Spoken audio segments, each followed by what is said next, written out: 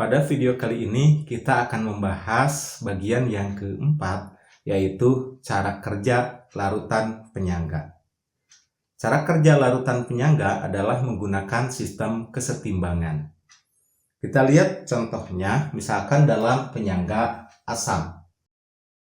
Misalkan dalam penyangga asam itu, komponen penyangganya adalah CH3COOH dan CH3COO- yang merupakan pasangan asam basa konjugasi.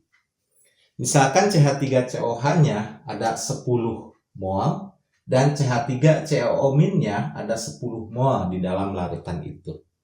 Nah, sekarang kita lihat bagaimana cara kerjanya ketika dia ditambahi dengan suatu asam kuat, ya. Larutan penyangga sekarang ditambah asam kuat. Asam kuat akan menghasilkan H+. Maka dia akan bereaksi, H+ ini bereaksi dengan basa dari pasangan asam basa konjugasi ini, ya. Jadi dia akan bereaksi dengan CH3COO-. Reaksinya adalah CH3COOH membentuk kesetimbangan dengan CH3COO-. Nah, H+-nya akan bereaksi dengan CH3COO-, sehingga dia membentuk CH3COH. Sekarang kita tuliskan MRS-nya, mula-mula reaksi sisa. Mula-mulanya ada 10 CH3COH dan 10 CH3COO- ditambah dengan suatu asam kuat, misalkan asam kuatnya 2 mol yang ditambahkan, H+-nya 2 mol. Maka karena ditambahkan di kanan, reaksi kesetimbangan ini bergeser ke arah kiri, sehingga nanti yang di kiri akan bertambah, sedangkan yang di kanan akan berkurang. Nah, H+ yang masuk, dia harus direaksikan semuanya sampai habis, ya. Jadi ini 2, di sini 2 sesuai koefisiennya, di sini juga 2. Sama semua karena koefisiennya 1 semua. Yang di kanan dikurangi, berarti ini habis, H+-nya, CH3COO-nya tinggal 8, dan CH3COH-nya sekarang menjadi 12, ya.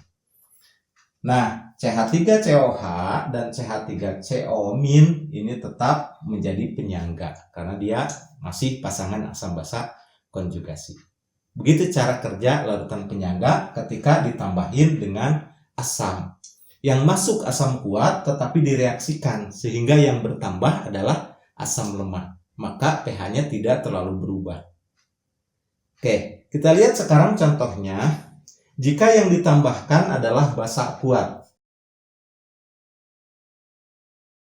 Basa kuat adalah mengandung OH-. Jadi yang bereaksinya adalah OH-nya. Komponen penyangganya adalah CH3COOH membentuk kesetimbangan dengan CH3COO-. Karena OH- ini basa, maka bereaksinya bukan dengan CH3COO- karena CH3COO- basa juga. Maka basa akan bereaksinya dengan asam. Maka reaksinya di sebelah kiri OH-nya. Karena asamnya ada di sebelah kiri. OH-nya sebelah kiri. OH- muatannya negatif. Dia akan menarik yang positif dari CH3COH, yaitu H+.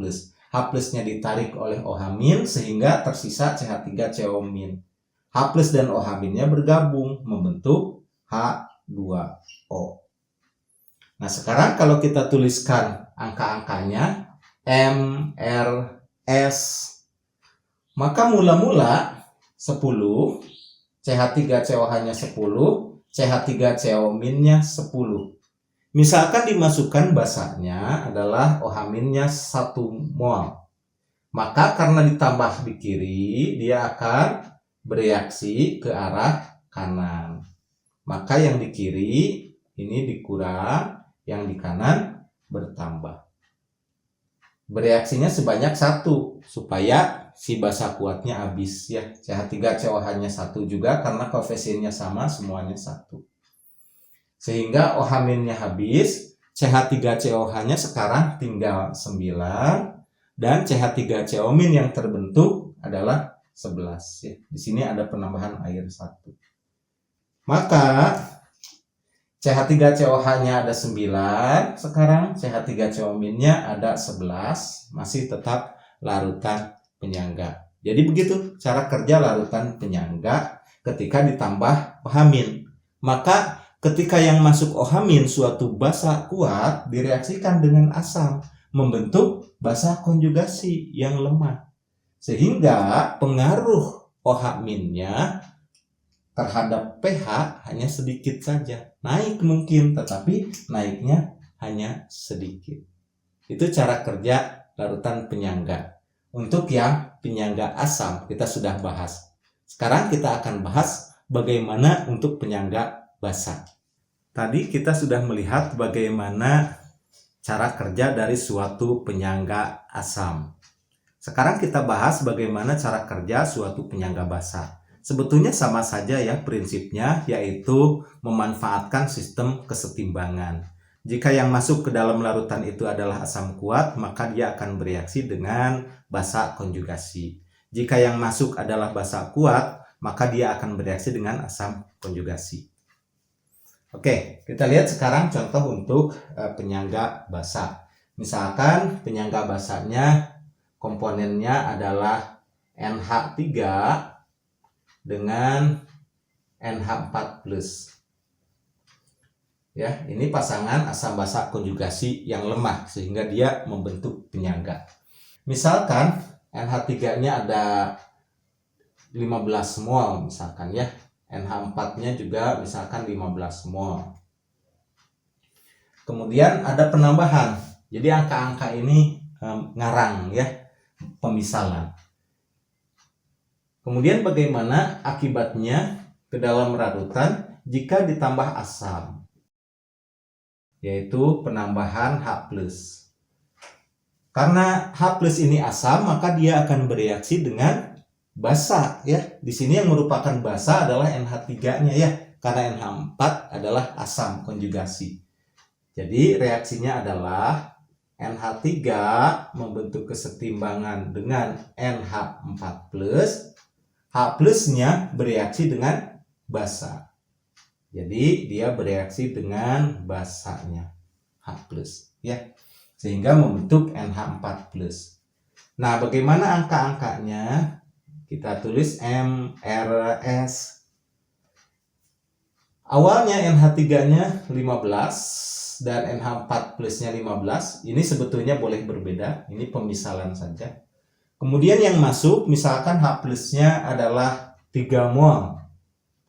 Karena yang masuk di kiri, maka dia akan bereaksi ke arah kanan. Sehingga yang kiri dikurang, yang kanan ditambah. Bereaksinya berapa sampai H+-nya habis? Yaitu 3. Ini 3, 3, ini dihasilkan 3. Sehingga H+-nya habis, NH3-nya berkurang, 3 jadi 12, NH4+-nya bertambah 3 jadi 18. NH3-nya masih ada di sini dan NH4-nya masih ada. Mereka tetap membentuk larutan penyangga, tapi dengan pH yang tentu saja berbeda ya. pH-nya akan turun sedikit. Walaupun yang dimasukkan adalah asam kuat, tapi asam kuatnya direaksikan jadi habis. Sehingga yang terbentuk adalah asam konjugasinya yang merupakan asam yang lemah, sehingga penurunannya sedikit. Itulah cara kerja larutan penyangga. Nah, sekarang bagaimana kalau yang ditambahkan adalah basa kuat? Basa kuat pastinya mengandung OH-. OH- yang masuk ke dalam larutan, dia akan mempengaruhi sistem kesetimbangan. Di dalam larutannya ada kesetimbangan NH3 dengan NH4+. Nah, kesetimbangan ini akan dipengaruhi oleh OH- karena OH- akan bereaksi dengan asam konjugasi karena dia bersifat basa. Maka reaksinya OH-nya di kanan karena bereaksinya dengan asam ya. Kalau tadi H+ bereaksinya dengan basa. OH- bereaksi dengan asam konjugasi. Dia akan mengambil sesuatu yang positif dari NH4+, yaitu H+-nya diambil oleh OH- sehingga tersisa NH3. H+-nya dengan OH- membentuk H2O. Kemudian kita lihat angkanya. MRS. NH3 awalnya ada 15 dalam sistem kesetimbangan itu ya. NH4 plusnya juga ada 15. Kita misalkan OH- yang masuk di sini adalah 2.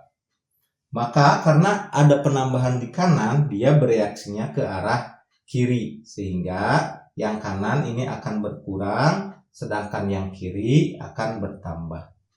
Bereaksinya sebanyak apa? Sampai OH- habis. Jadi bereaksi 2, ini 2, sesuai koefisiennya bertambah 2 semua ya. OH- habis, NH4 plusnya berkurang jadi 13, NH3-nya bertambah jadi 17 ya. Air bertambah 2.